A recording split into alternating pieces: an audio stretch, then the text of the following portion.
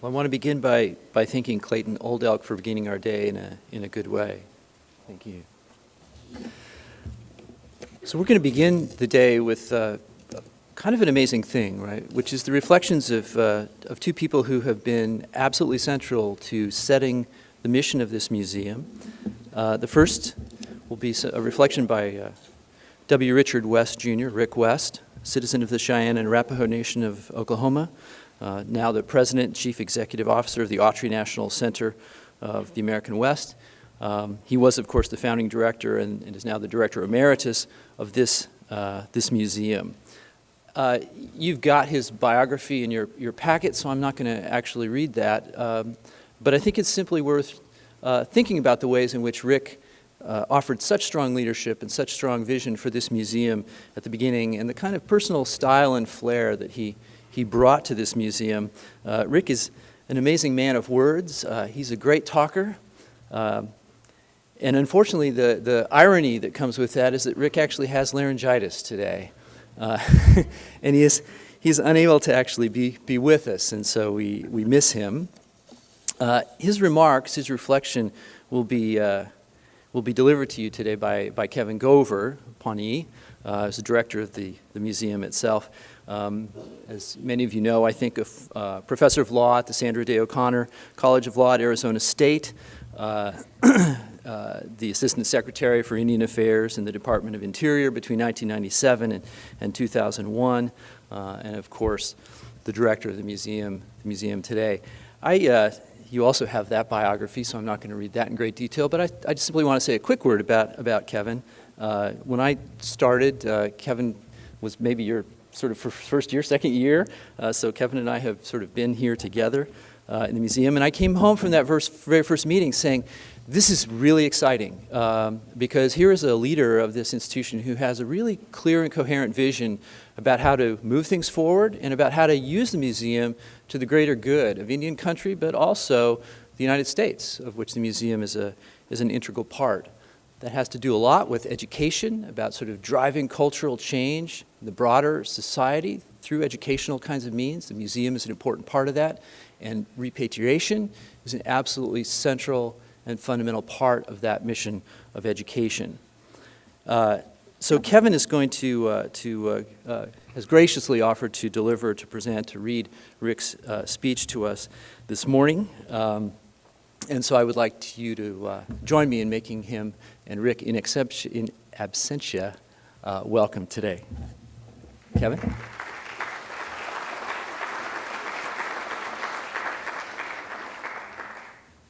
Thank you very much, Phil. Welcome, everyone. We appreciate your coming out on this cold day. Clayton Old Elk was just wished me a Happy New Year because he said that the first snow is the beginning of the new year and that we've all lived to see another winter. So that's a nice thought, and so I wish all of you a Happy New Year. We're here today as part of the NMAIA's 25th anniversary programming. With this symposium, Going Home, 25 Years of Repatriation under the NMAIA Act. 8 days from now, we will celebrate the 25th anniversary, the actual day of the passage of the legislation establishing the NMAIA. And we will mark the occasion in pretty much one of the best ways I can imagine possible.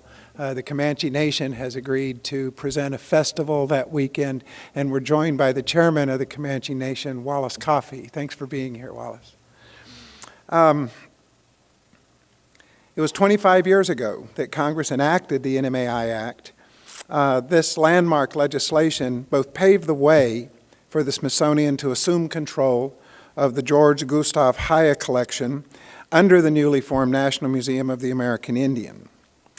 That legislation also included provisions regarding the repatriation of materials in the Smithsonian collections to their originating communities. 6 months later, Congress would pass the Native American Graves Protection and Repatriation Act. Now, as we'll hear in more detail today, the NMAIA Act was the first piece of human rights legislation for Indian tribes and Native Hawaiians to address the return of their ancestors and funerary objects. As it was and remains today, the return of Native American ancestors back to their communities of origin remains one of the museum's highest priorities. We would like to give special thanks today to the National NAGPRA office for working with us to host their annual meeting at the NMAI during this 25th anniversary celebration. We also want to thank Cherokee artist Sean Goshern for being with us today. Shan created the basket Right to Remains, which is located just outside the Rasmussen Theater.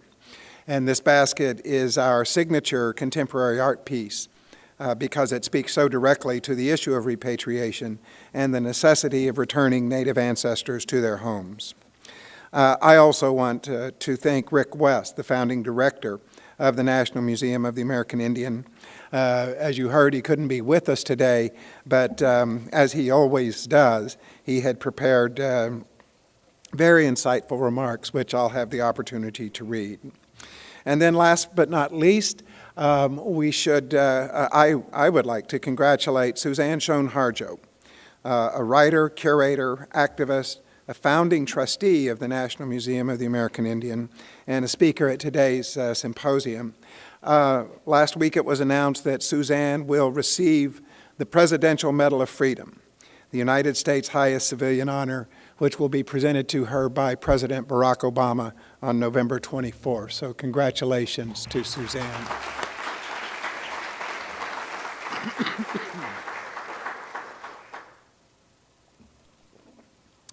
With that, I'm going to begin channeling Rick West.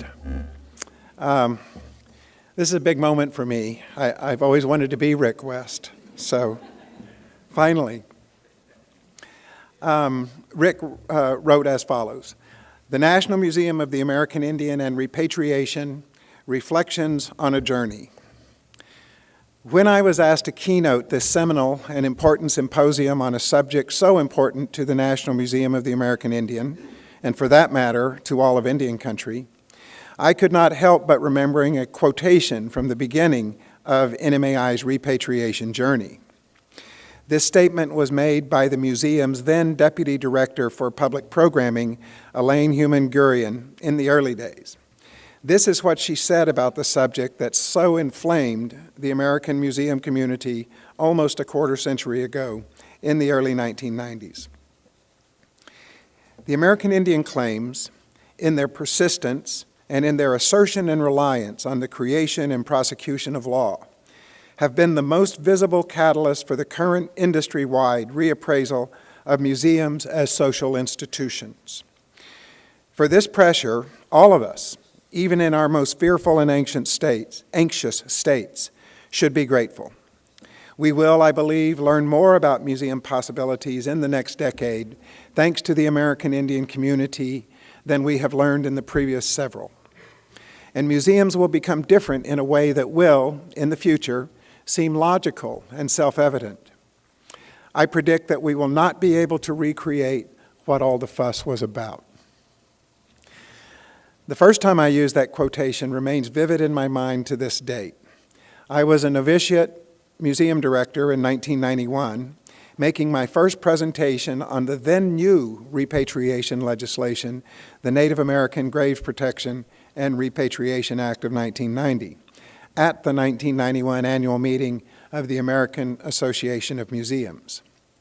In a sentence, you could cut the atmosphere in the room with a knife. The fear and anxiety on the part of some 200 museum professionals sitting in front of me were palpable. I think they could almost literally hear in their minds the quiet rumble of 18-wheelers at the back bay doors of their museums, just waiting to haul it all away. But in the longer sweep of museum history in the United States, a quarter century later, I think Elaine's words ultimately were prescient. From the standpoint of the American museum community, a recreation of what all the fuss was about is difficult to imagine. Others of the distinguished participants in today's symposium will address the detail of the complicated and fascinating history and stories of what went into the journey to Native legal and cultural justice that we call repatriation. What I wish to do now is slightly different. Having been the director of the NMAI at the time NAGPRA was enacted, and having spent the lifetime of my museum career in institutions that hold significant and substantial Native cultural patrimony, I would like, with great humility, to describe from 30,000 feet up the broader sweep and impact of what happened, as preface to the rich and informative abundance of detail you will hear today in later panels and discussions. And here is how I would like to organize that journey with you this morning. First, I want to describe only very generally and briefly the NMAI Act and NAGPRA provisions relating to repatriation, as I know you will hear much more specifically from others. In my summary, I will also highlight the unique aspects of repatriation as it unfolded here at the NMAI under both the museum's own policies and the federal legislation. Second, I want to contextualize the American repatriation experience more broadly by looking at the often very relevant international backdrop and context, UNESCO legal conventions, and other international ethical guidelines addressing the subjects of cultural property, restitution, and repatriation. That inquiry provides insight into the repatriation of Native objects here in the United States and how it was both similar to and different from approaches applied in the international context. Finally, I want to close with perhaps the most obvious questions for us today at this retrospective of 25 years of repatriation at the National Museum of the American Indian. What did it mean? What have been the results? And what has been its impact, both here immediately and more generally throughout the museum community? So first, a description of the core provisions of the American repatriation legislation enacted by the United States Congress in 1989 and 1990. I really am channeling Rick. I'm getting laryngitis.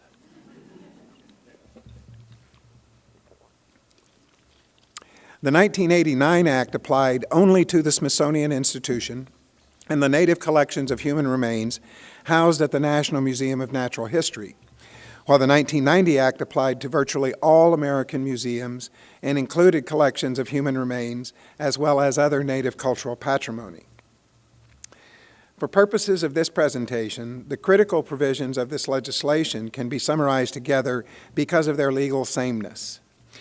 The enactments cover the following categories of objects and patrimony: human remains, associated and unassociated funerary materials, and sacred and ceremonial objects and patrimony. Both acts mandate the return of objects in these categories to culturally affiliated contemporary Native communities if the materials, apart from human remains and funerary objects, are essential to the conduct of contemporary life and ceremonial practice. The applicant Native community bears the burden of proof, which is a preponderance of the evidence. Two finer distinctions exist between these statutes in their original form and the negotiated laws and policies applicable to the National Museum of the American Indian. At the NMAI, the evidentiary standard is more liberal, a reasonable man basis rather than a preponderance of the evidence. In addition, the NMAI's repatriation policies, permissible under the applicable statutory law, apply to state-recognized as well as federal-recognized Native communities, which increases the number of eligible applicants by 50 to 60. The precise statutory definitions for operative terms in the legislation are not extensive. Thus, the interpretation of provisions regarding what constitutes satisfaction of the burden of proof, definitions of culturally affiliated communities, the meaning of sacred and ceremonial for purposes of repatriation remain matters of the further evolution of the common law of repatriation and federal regulation. It is a work in progress, and each case tends to be taken up on an ad hoc basis within broad statutory parameters. This approach is not only statutorily prescribed, but perhaps is inevitable given the broad diversity of cultural practices among Native communities throughout the United States. I now want to move to the second part of my presentation, the very real and relevant linkages sometimes direct but primarily contextual, between Native repatriation in the United States and what is happening internationally regarding questions of the restitution and repatriation of cultural property. And those connections were very much in my mind, both as the director of NMAI and as a lawyer. Two such connections merit mention here. UNESCO's 1995 UNIDROIT Convention introduces explicitly a rather telling cultural precept in its Article 3. It contains a specific reference, for the first time in such international legal structures, to an undeniably non-Western cultural context, the application of a liberal statute of limitations to claims for the, quote, restitution of a sacred or communally important object belonging to and used by a tribal or indigenous community in a contracting state as part of the community's traditional or ritual use, close quote. The importance of the reference is that alongside the usual regulation of cultural property movements between nation states is what can only be described as a compelling cultural rather than purely national and political consideration. In addition, the International Council of Museums Code of Ethics, in the context of museum practices rather than the requirements of international legal conventions, points the very same direction. With respect to the acquisition of collections, Section 2.5 provides the following. Collections of human remains and material of sacred significance should be acquired only if they can be housed securely and cared for respectfully. This must be accomplished in a manner consistent with professional standards and the interest and beliefs of members of the community, ethnic, or religious groups from which the objects originated, where these are known. Sections 3.7 and 4.3 of the Code contain identical provisions relating respectively to research and to the exhibition of sensitive materials. Let me interweave American federal repatriation legislation, UNESCO's international conventions, and ICOM's Code of Ethics to distill them into a bottom line legal and ethical wholeness that has much to do with my own positioning of repatriation at the NMAI. The 1989 and 1990 acts represented a massive shift and rebalancing of the relationship between American museums and Native communities. Founded, as so many Native museum collections were, on the colonial acts associated with perhaps the most shameful chapter in American history, the subjugation and attempted forced assimilation, if not annihilation, of Native peoples of the United States.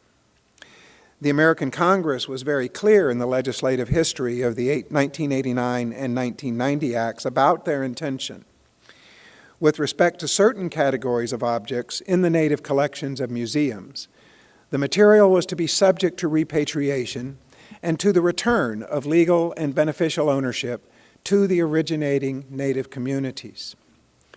In the case of human remains and funerary objects, the basis was pure moral imperative.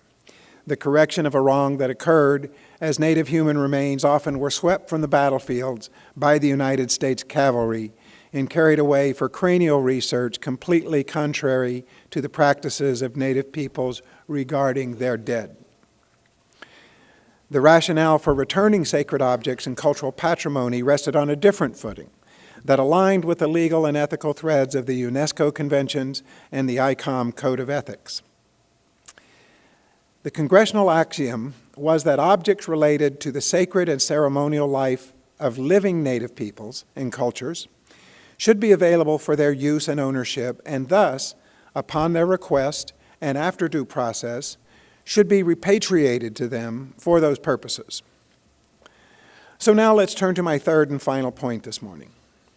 Having walked through the experience of an institution holding one of the great Native collections in the United States, the National Museum of the American Indian, here is my question. What does a quarter century's experience with repatriation teach us about museums and their ethical and interpretive practices? First, we have learned through the process of repatriation that certain museum practices of the past, while perhaps at least arguably defensible as a matter of Western science, are nevertheless indefensible in human and humanistic, moral and ethical terms. That native human remains do not belong in museum collections, nor do objects of a sacred and ceremonial nature that are essential to contemporary descendant native communities for purpose of perpetuating native cultures into the future. Second, you remember my earlier quotation of Elaine Heumann-Gurian. We should be careful not to miss its subtlety and nuance, which is that the repatriation laws represented a seismic shift in museum paradigms and practice regarding authority that reached far beyond the literal return of certain categories of objects from museums to native communities. Repatriation implicitly contests that very Western notion of the universal museum, where art objects and cultural patrimony are assumed to transcend and leave behind their cultural connectivity to particular originating communities. It affirms the proposition that cultural authority, as a matter of the museum's social responsibility, may sometimes sit outside that institution in the hands of others not members of the priesthood in the temple on the hill, the museum. Third, museums have learned another closely associated proposition concerning knowledge and who has the authority and standing to create and speak it. The issue is not only those whose stories are told in museums, but also who the storytellers are. Knowledge and truth may sit in unexpected places, and museums, correctly and steadily in the past quarter century, have opened the windows and permitted inclusivity rather than exclusivity, bilateralism rather than unilateralism, and outside in and bottom up rather than inside out and top down, all without an ounce of diminution in the quality of knowledge production. The National Museum of the American Indian took on the sometimes difficult and complicated question of authority in museums, and often in the face of strong and even strident criticism from those who felt it should be left where it always had been, safe within the walls of the museum. At the NMAIA, a child of the multicultural movement of the 1980s and 1990s that witnessed the formation of ethnic-specific museums, this path of change was focused primarily on the systematic inclusion of the first-person Native voice in the interpretation and representation of Native peoples. And that statement segues perfectly into the final point I wish to raise in my presentation, namely, the longer-range implications of all that I have discussed today for the future of museums in the 21st century. What I am about to say is really by way of preview. However, thankfully for you, it is another speech for another day, even though it is a subject about which I have immense passion and thus want to at least mention while I have all of you trapped in front of me. In my journey through the time and space of museums over almost a generation, it comes to this. I know that the popular perception of these great institutions is that they are principally cultural destinations, and very worthy ones, but are somehow ultimately apart from the mainstream, a delightful weekend side excursion, but not a part of everyday life, over there instead of right here among us. I resist that notion and outcome emphatically in this century especially. I have always seen that these great and important institutions of art, culture, and history as often brilliantly pleasant and inspiring stops on the cultural tour bus route. But I also believe that they can be and should be far more than that in the 21st century. I felt so while at the National Museum of the American Indian, and still do even more so. This country struggles at the moment to find and implement civic and social place and space, those forums for discussion, discourse, debate, even controversy, but always a forum and a safe place for unsafe ideas concerning cultural history and human experience. The church is less such a space than it once was historically, and the Congress, as the steward of our discourse and consideration, has become almost tragically laughable. Remember, this is Rick speaking. But museums represent at least a notable chink in the apparent contemporary armor of cultural and historical gloom. In my view and experience, museums as counterpoint to that trend, although not able to do everything, can do something, and a very important something. And that was the sheer intellectual and museological elegance of the man who launched my own blessed journey in the work of museums, former Smithsonian Secretary Robert McCormick Adams, when he said about the NMAI, "This is a national museum that takes the permanence, the authenticity, the vitality and self-determination of Native American voices as the fundamental reality it must represent." We move decisively from the older image of the museum as a temple with its superior self-governing priesthood to a forum committed not to the promulgation of received wisdom, but to the encouragement of a multicultural dialogue.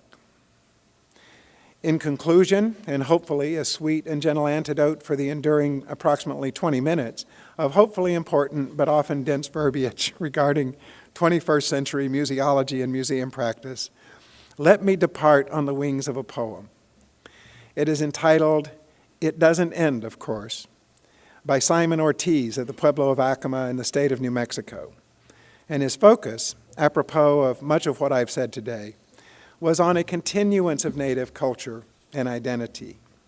His words are these: "In all growing, from all earths to all skies, in all touching all things, in all soothing the aches of all years, it doesn't end." Simon, of course, was speaking primarily of the continuance of Native identity and culture. But if the cultural journey you and I have taken today means anything, surely it is that we all have a stake in the vital threads of the cultural fabric that make up this great nation. Their enduring value, their contemporary explication, and their continuance into our collective future. And that was the true power of repatriation at the National Museum of the American Indian. Thank you.